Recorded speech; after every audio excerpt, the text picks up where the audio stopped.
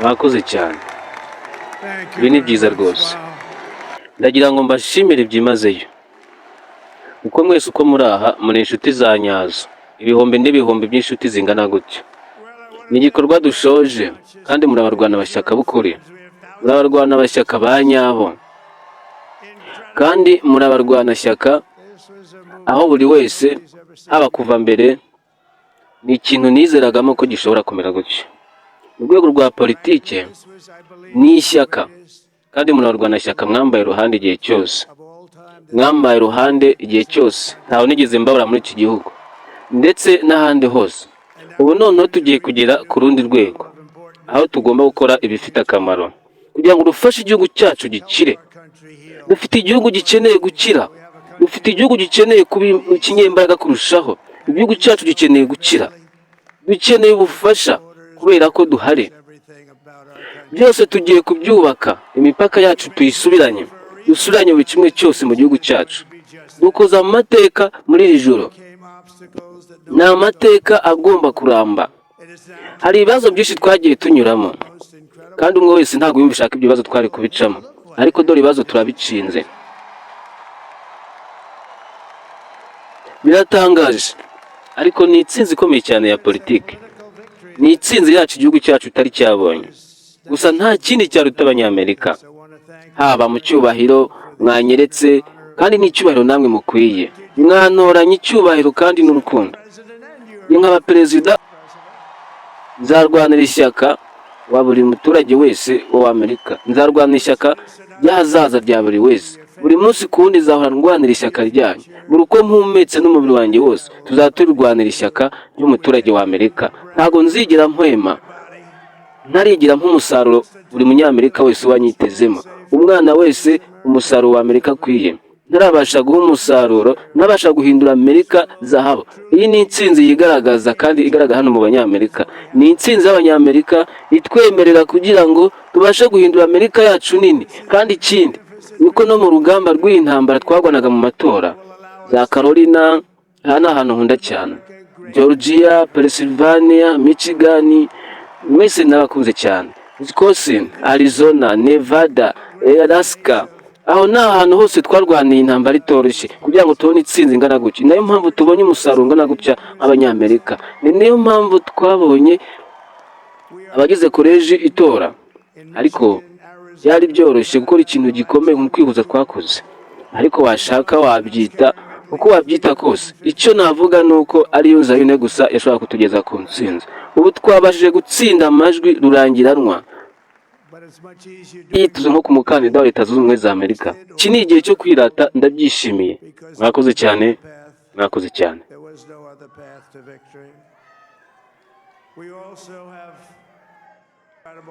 Made the journey with me, and we're going to make you very happy. We're going to make you very proud of your vote.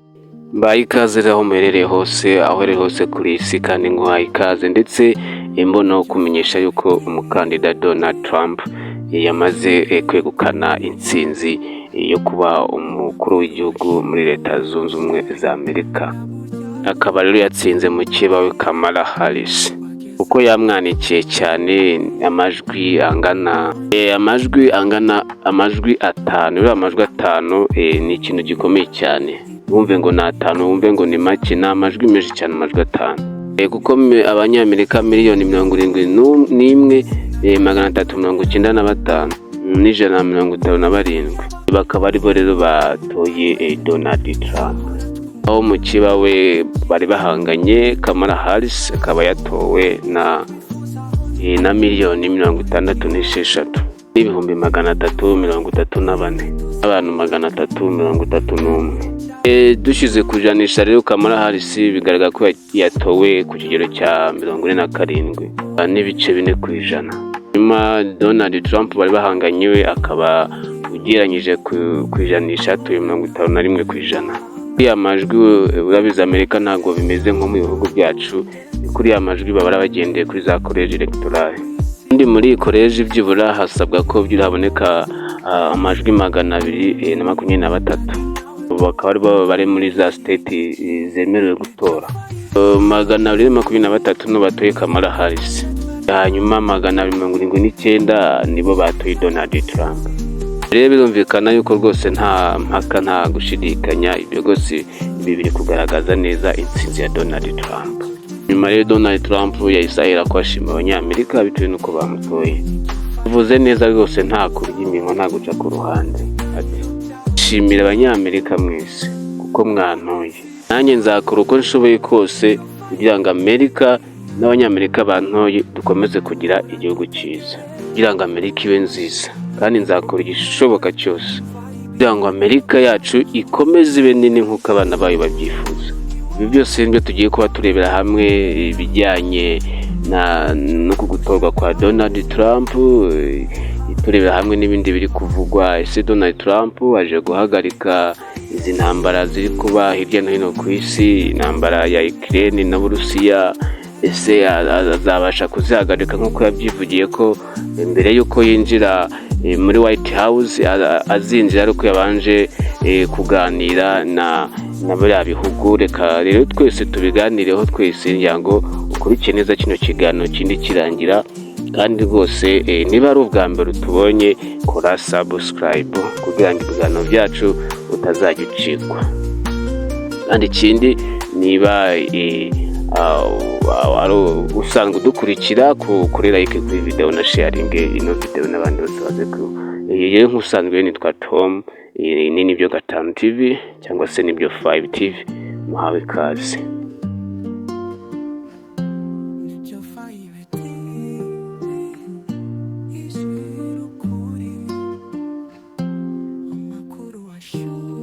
Ngo rero mwagiye mubyumva makuru yagiye atambuka, abatishimiye Donald Trump bavuga yuko inkiko zagiye zimurega ibintu byinshi bigiye bitandukanye, ku buryo abantu benshi cyangwa se nk'abantu bari opposed kuri we batifuzaga yuko nako babonaga yuko batanatsinda no matora. Ngira ngo mwagiye mubibona bihita ku mbuga nkoranyambaga mu makuru agiye atandukanye.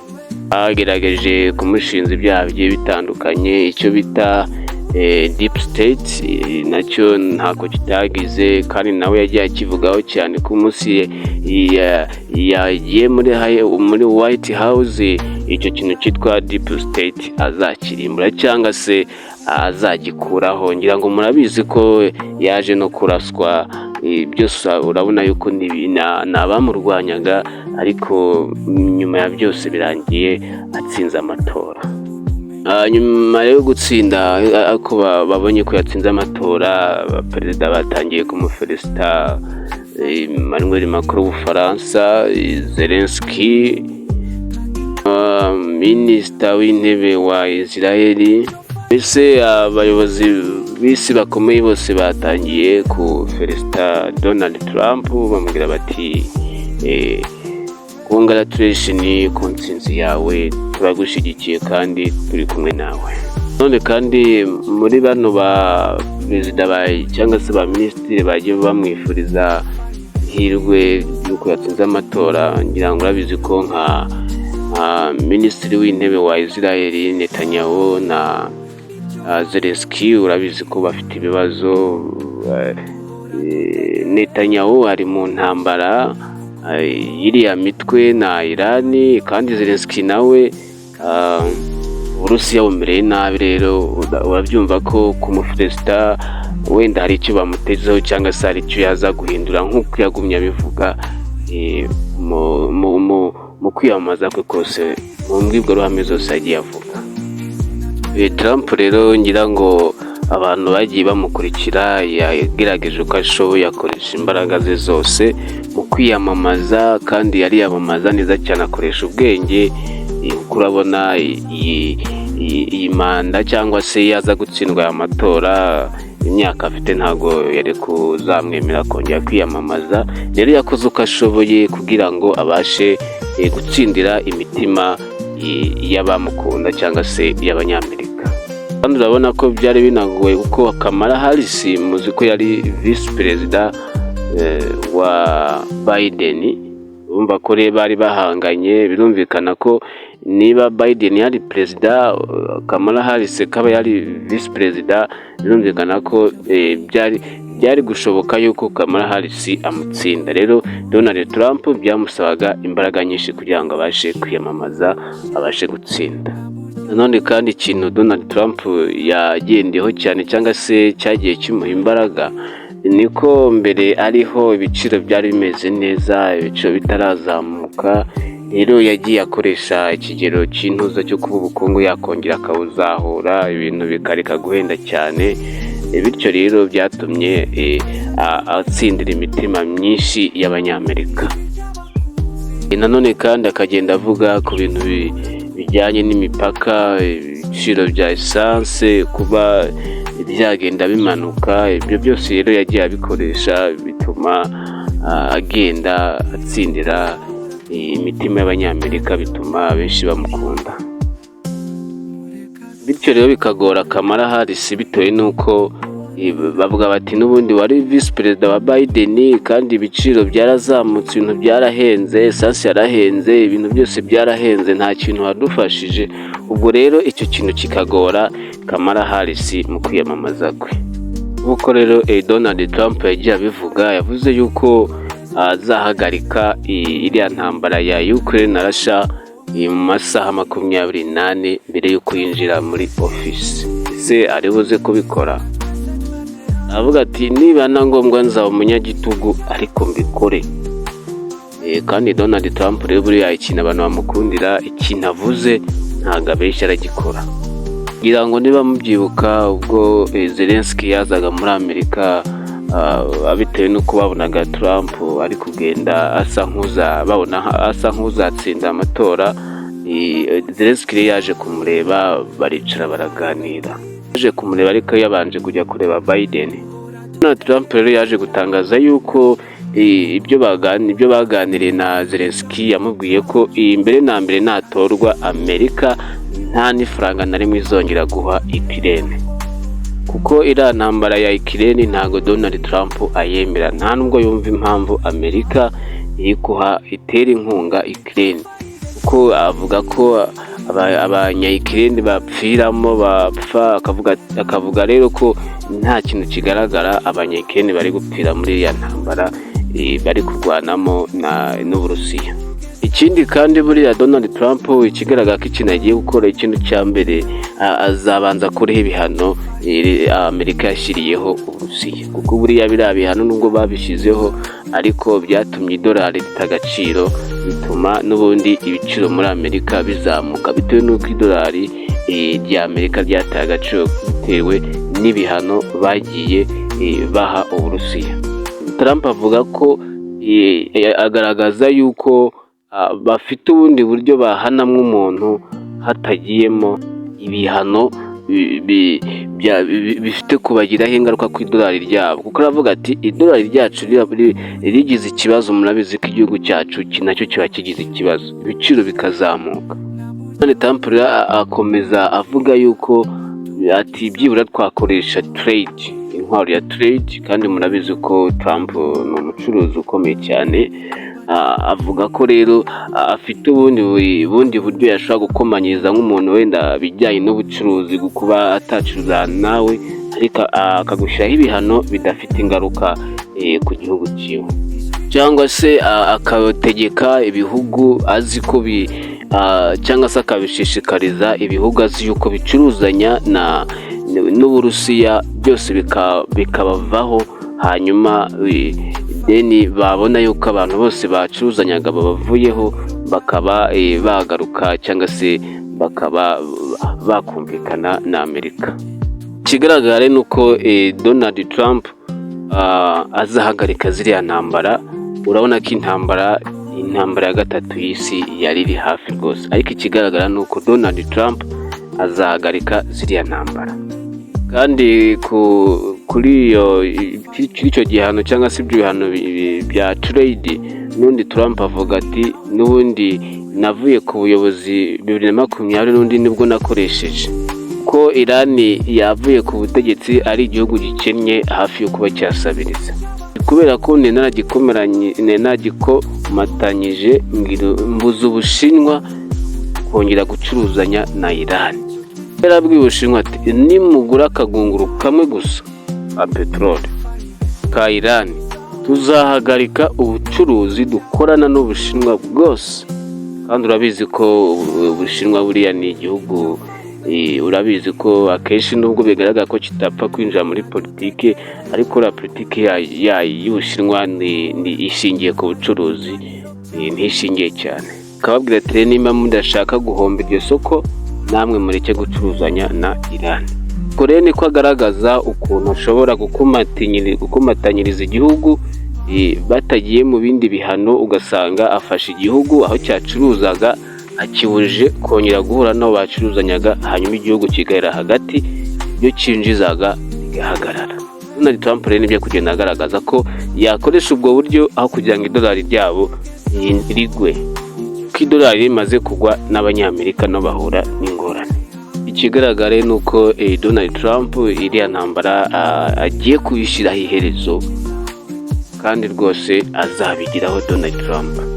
Kandi ikindi cyagaragaye ni uko Donald Trump igihe yari ku butegetsi, ntabwo Amerika yigeze ishoza intambara cyangwa se ntabwo yigeze ikora intambara, ahubwo yagerageje uburyo ki n'izo bari bafite azihagarika.